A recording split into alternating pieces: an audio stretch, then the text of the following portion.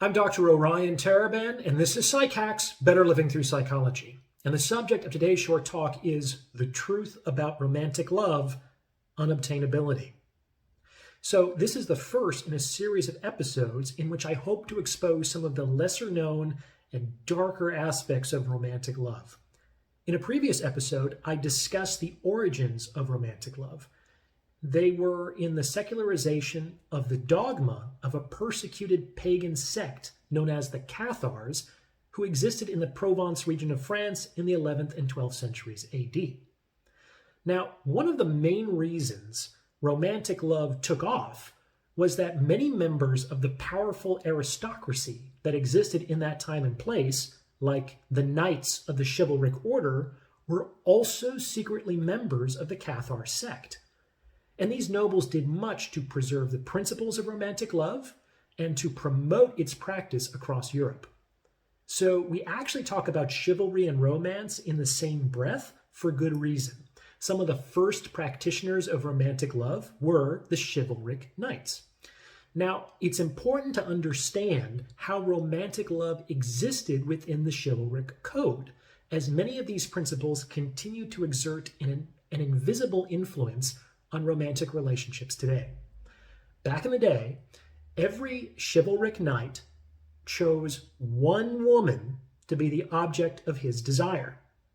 So in traditional romantic love, the man is always in the position of the adorer, and the woman is always in the position of the adored. It's never the other way around. If you need a refresher on these terms, check out my episode on the balance of attraction. The chivalric code demanded that the male knight voluntarily place himself in a position of adoration relative to a specific woman, who is generally a noble occupying a higher position in the social hierarchy. The knight placed this woman on an emotional pedestal, saying of her often exaggerated virtues, and dedicated to her the fruits of his labor. Sound familiar?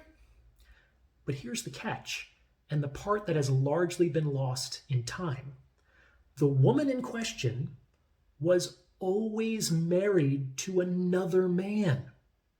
This is so important that I'll say it again. The woman the chivalric knight chose to love was always married to another man.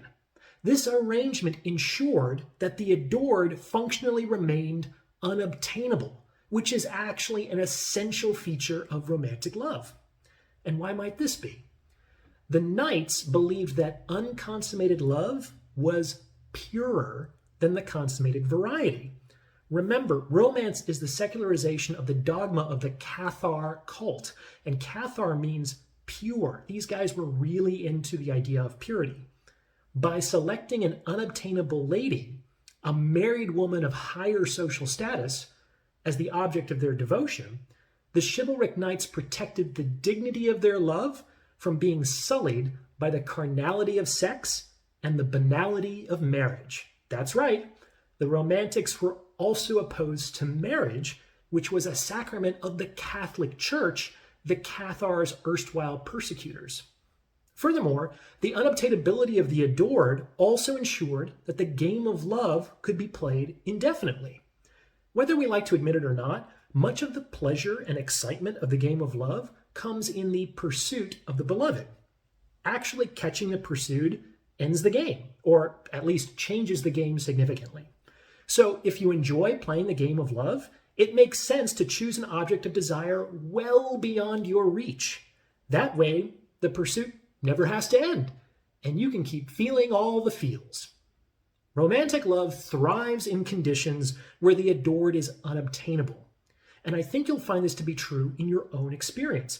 The moments when you experience the most intense feelings of romantic love probably involved A, a large gap in social status or attraction, or B, an unrequited one-sided affection. Both of these facilitate the unobtainability of the adored.